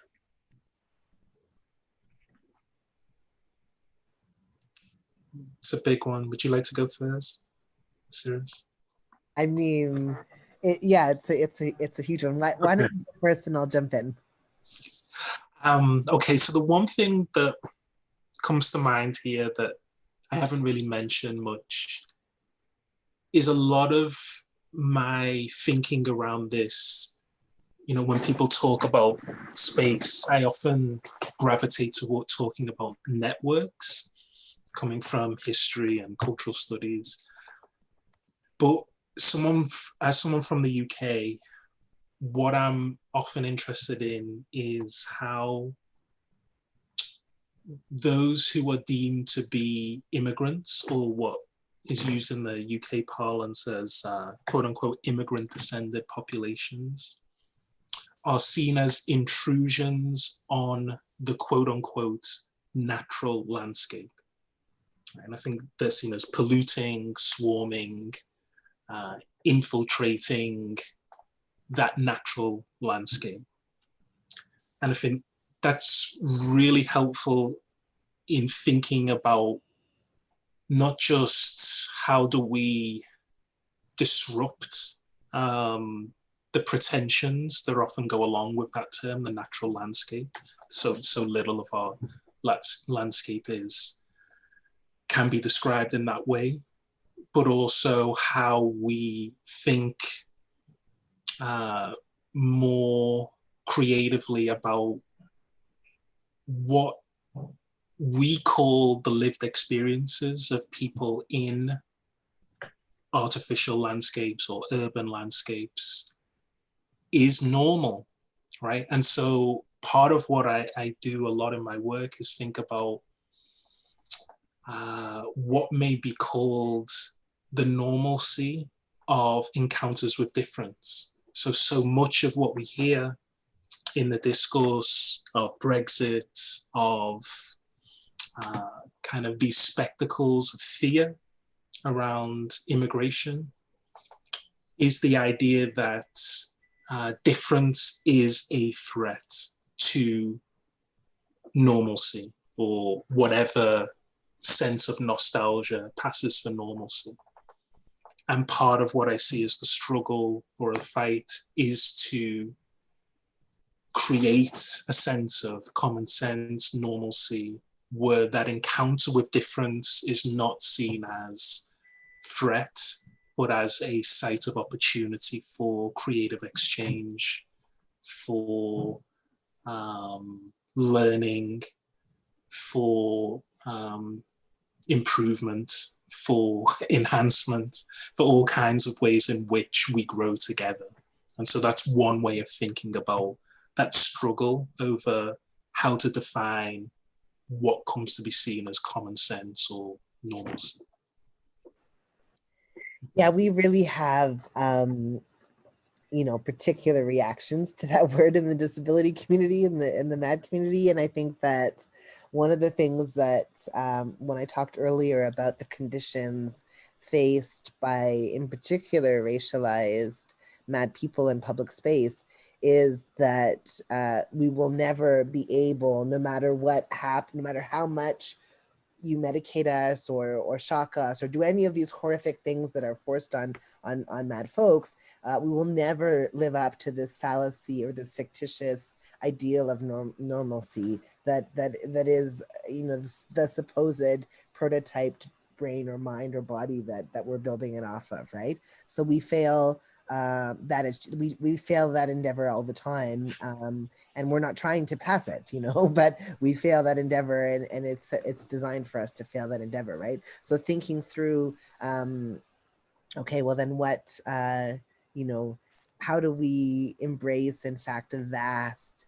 and embodied difference in human life, So I happen to live at multiple intersections of difference. So I'm part of all of these different amazing communities, and thinking about, for example, in the intersex community, where a lot of my colleagues and allies are doing such incredible work, and as a trans person, I'm in solidarity with their movement and with their organizing, and thinking through, just how common the experience is for humans to be born with difference that is not so-called male or so-called female, thinking about how often bodies are born in ways that look different, that don't have two arms, that don't have two legs, and how often, how common, in fact, it is that humans' bodies and minds are coming out, birthed into this world in vastly different ways. And that rather than embracing the incredible variety of human difference, we've set a very limited, through colonization, very limited line of who is considered acceptable and therefore inherently valuable, and who isn't, and therefore criminalized and disenfranchised, right? And so, you know, across all of these different lines of difference, this happens. So anyways, I'm really looking forward to a future when we imagine these kind of abolitionist terrains where there's potentially, you know, some possibility where things could look vastly different. You know, I'm thinking about, you know, all the freaky people, as Michael Franti says, you know, make the beauty of the world. I'm thinking about how we can make sure that in fact there never again is a benchmark of so-called normalcy that people are compared to, that in fact we would never again impose that kind of system of violence on anyone, any living thing. Yeah, and it seems to me that there is that this is the convergence of pandemic, of social justice revolution, of climate change revolution. This is not a coincidence, because all that's come before was not normal. It is not, and when we look at, for example, populations that have been most affected by COVID in the States, they have been people of color, immigrant communities, indigenous communities. The inequalities amongst, or inequities, if you will, that have been suffered by those communities, that should never be considered as something normal that we want to return to. The murder of you know, Black trans women, I mean, in the States, I mean it's something like, you know, it's so frequent now. I mean, it's hard to kind of keep up with, you know, how frequent that is. That is not something that should be normal. You know, the murders of people like George Floyd, that is something that should not be normal. The mass shootings that we have, particularly in the country that I live in, that is something that should not be normal. So we don't want to return to normalcy. We hear that a lot in the media. Oh, when will we be able to, you know, return to some sense of normalcy? Well, that is not a sense of normalcy that, you know, that I want to return to. And as we start to ask those questions or try to answer those questions for ourselves, into what world do we want to emerge out of COVID? You know, like, this is a moment to say, okay, I'm putting my mark in the sand. It needs to look dramatically different than what it looked like before. You know, that in fact, all of those conditions that you just described are the conditions that create a world where some people will absolutely be benefiting from those conditions and the rest of us will not, right? So, you know, the majority of the world's population is unanimously rising up and saying, absolutely not, we are not going back. We're not going back because it was only working for maybe 1% of you. So this is a moment where change is assured because the people are powerful and they are not going back.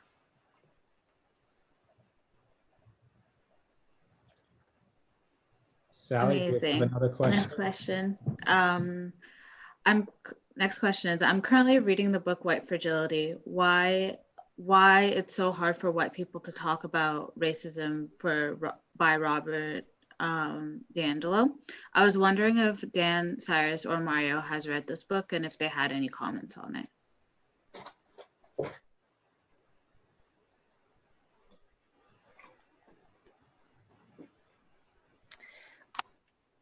I haven't read that book, but I'm very familiar with it, and I'm familiar with the concept of white fragility. And I think that, you know, what we're seeing right now, what we're seeing right now is that people of color, racialized people, Black and Indigenous and BIPOC, as conceptualized folks are saying, it is not time for a book club. It's not time for more reading. It's not time for more Google searches. I mean, I'm not saying you shouldn't do that if you really don't know. But what people are saying, what I've heard, again, as these whispers since June, because it's not just the killing of George Floyd. I mean, they shot they pushed, Regis Christianscape Paquette allegedly, the killing of so many, it just continues. That we are sort of saying absolutely, that these are, that the time now is for action. The time for wondering whether or not we can talk about race is 20 years ago, right? Like, it's gone, it's done. We are not in a position right now where we're going to be in any way dedicating our energy to helping people who are not ready to talk about race. I'm sorry to say, if you're not ready to talk about race, you will be left behind in this new world, because that is not the world that I'm building. That's not the world that my allies and my collaborators are building. We're building a world that is going to be intersectional, that is going to be rooted in disability justice, which is necessarily rooted in an anti-racist practice. We are going to be building a world that is so much more beautiful than white supremacy allows for, right? So if you're at the place right now where you're not able to commit to action, unfortunately, I don't really know what to say, right? Because of course, right now, what we need is demonstrated, concerted, consistent support and action dedicated towards the liberation of Black and Indigenous people, and therefore all life on this planet. Like, literally all of our lives depend on it, because climate change is being fueled by white supremacy and systemic racism as well, and colonialism. Like, all life on this planet will cease to exist unless we get this right. So we are no longer in a place of being like, I wonder how we can learn to talk about race together. Like, we're not, oh boo. I to some extent, I'm just like, oh, we're just so far beyond that place right now. We're in a place where we have to be radically dedicated to deep critical race discussion and theory. We really have to figure a way to uproot white supremacy in all its forms, everywhere that it is manifested over and over and over again. And it is tireless and relentless work, while at the same time we're building this new society. I mean, this is the work right now. So anyways, that's all. I'll end there, because I know we're running out of time, but I will say, now is the time for action. So the time for talking and discussion, there's always room for discussion, but the time right now is a time for demonstrated action by white and non-racialized people to say, I actually know what side I'm on. I'm on your side, and I'm going to do what I can, even if it means putting myself on the line to make sure that you get your liberation, self-determination, and freedom, because of course that is going to benefit everybody. Yeah, and I would just quickly add that race is not about Black people. It's not about people of color. It's not about Indigenous people. Race is about whiteness. And so I think it's time for the script to be flipped, if you will, in which, people have to examine, whiteness in terms of its advantage. I won't use the word privilege, but in terms of its advantage. So it's not about, and I agree with what Syrus has said. It's not about me. It's not about Blackness. It's not about Black people. It's about whiteness and understanding, unpacking whiteness. I'm going to post another link to one of my colleagues who wrote a wonderful piece on revisiting lists in a time of rebellion. So I think the book on white fragility was often on those lists of books to read on encouraging people how to be an anti-racist, etc. And I think, to build on what's been said, the goal is not simply to cultivate these lists to allow for some individuals to have lucrative careers as trainers, educators on diversity for corporations and institutions. But one way of thinking them through is to say that, and again, this comes back to the conversation we had before about sustainability. Did these lists generate the types of conversations with our friends, families, neighbors, colleagues, co-workers that allowed us to imagine healthier futures? And that would be a key question for me in terms of thinking about any of those texts about how to be an anti-racist, etc., not as an endpoint where people can tick off and say, we hear you, or we have language now to convey that we are understanding of your pain and suffering, but more, how are these ways in which they allow us to come together to think through how we can dismantle centuries of oppression, centuries of systemic oppression, and actually avoid treating, I think as Mario articulated really well, the idea that Blackness is a problem rather than people who are racialized as Black are people facing problems. And I think a key thing again is these ideas of refusing the idea of being seen as zoological, right? So what I've really taken heart from this discussion is another important reminder that Blackness is not simply a site for entertainment or for the description of things, but as described so powerfully, it's a way to theorize new ways of belonging with time, space, and each other. I think that's a key thing that isn't necessarily articulated in the texts that are described there by Ibrahim Kendi or Robin DiAngelo. Is those texts seem designed to translate to audiences that may be unaware of long histories.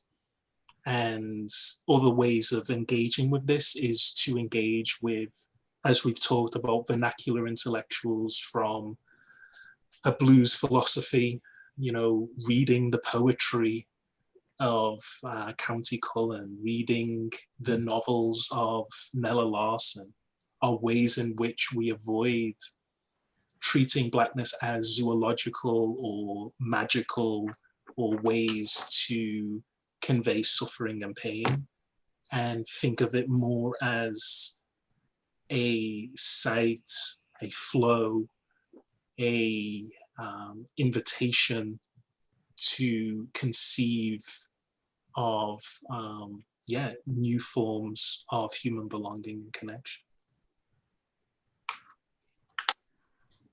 Okay, so this is like a multi-part question. And it's how in our duty as architecture in the hitch and the eventual mistake of built space in relation of a circumstance, our circumstance in relay of touching moment of our flow.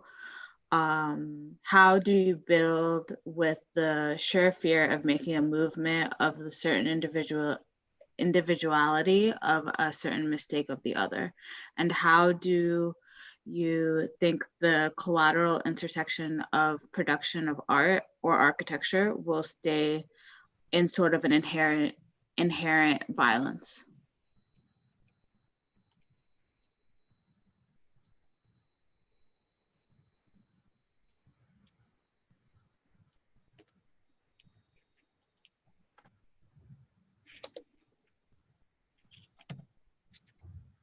Maybe if Ugo wants to unmute himself, he can ask the question in other words.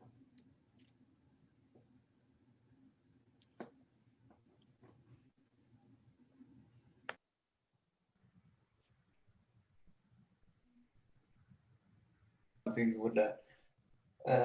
Yeah, my question was like, instead we have the duty of building and we have the beauty to making architectures. And they're the problem because we are an individual experimenting world. And we are together sometimes to experimenting world and sharing the world, and we making choice to build and making wall. The question is how you can avoid the, the violence of that inherent individuality, and that individuality from the circumstance of experience. So the value you retire or you get into, or you can avoid the violence of making choice or making space for people, or maybe that space will not able to sharing people or able to reach. So you can avoid that the choice we did when we decide to making an architecture or a building. And this is where I'm trying to find an answer, because even you are living, even you are doing something, you will choose just to build. And when you're choosing to build, you will build with the value or with a couple of people are sharing the same value. But on the other side, some people will sharing other value. So in this intersectionality of connection of art, how you can avoid that violence of build. And yeah, that's the question I have, because at the beginning, that's a choice. And I think Ware says some things about that it's moment for actions, but surely we will make mistake. So, yeah. Well, one thing I would say is that I recently did a project that I think we mentioned called Radical Love. And the idea of the project was they invited proposals from folks who were reflecting, or they had invited us to make proposals reflecting on safety in public space, right? Yeah, and I decided, I was really thinking about what it would mean to do the project, what it would mean to work. And the project was going to take place in this art space that is under an overpass. And so I was thinking a lot about what it meant to get involved maybe, or to make work in the kind of area that is often contested space. Because for people who don't have housing, for people who are living on the street, often these underpass places become a place of congregation, a place of meeting place, a place. So what would it mean to be engaged in this lawn? I mean, because the Gardner is huge, in this long stretch, what would it mean to be doing art on any part of this area, which I know is contested space for a lot of street involved and folks who are living on or near the street. So I did a project that intentionally spoke to trans people who had experienced living without houses, living without houses in the downtown core. And I asked them about their experiences of public space and what their experiences were like, so that what I was creating would be something. I asked them about all these other things too, but I wanted to make sure that what I was creating would be something that could potentially be a welcome addition to a contested space that is used by many in the middle of the night. Yeah. So that it's not something that is like plopped down and now totally ruins the flow of how the underground economy or the underground community uses that space, but that rather it augmented and supported the work that was already happening. So, you know, I created these monuments that were sort of these house-like structures that they weren't house-like, they were these geometric structures that were unusual shapes that that glowed in the night, you know, so that they provided a bit of housing, they provided a bit of blocking from the wind, they provided something to lean against. They were these things that added to the way that the space was being used. And that was my way of trying to understand and resolve what it meant to be an artist. And I'm putting that in quotation marks here because I'm also a community member, but like to be an artist dropping something into some maybe someone else's community, you know? And that was like, yeah, I also think that, you know, in architecture school, we're often taught, you know, that we design around a universal or ideal subject. And I would say that's a fallacy because that subject is not universal or necessarily ideal. It is European, white, male, and able-bodied, going back to the Vitruvian subject. So, you know, to me, it means how do we come to, and it's not about empathy, but how do we come to recognize other subjectivities in our work, and how do we, you know, and how do we come to see the world differently, not framed through the eyes or through the lens of this universal or ideal subject. And I think Dan mentioned earlier, you know, the tyranny of looking, you know, through this kind of tyranny of vision, which frames the world, you know, in this sort of Enlightenment humanistic way that is predicated really upon a way of ordering sort of man in relationship to nature. But how do we come to understand not only other subjectivities, but other ways of looking, other ways of seeing, other kinds of vision, even. So that's how I would answer your question in terms of, you know, that we don't design in the abstract. Yes, we were taught to design in the abstract, but I think we have to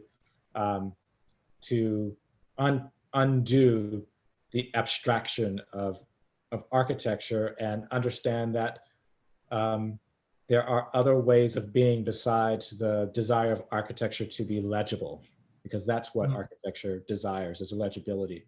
But the world is not always legible.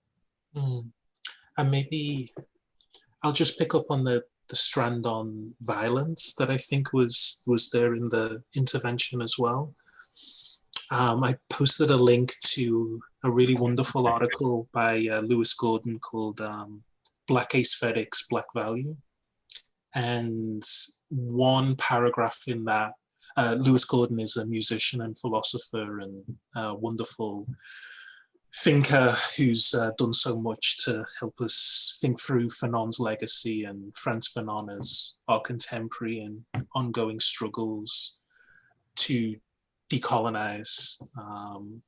And he has this section where he talks about Fanon argued that it was pointless to demonstrate non-violent commitments when engaged in struggles for social change, because changing the system is violence, right? It is so because of the presumed legitimacy of the system.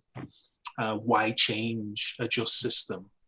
And this is why he argued that colonization reaches not only epistemic levels, the colonization of thought, but also moral ones, right? The idea of maintaining colonialism on moral grounds.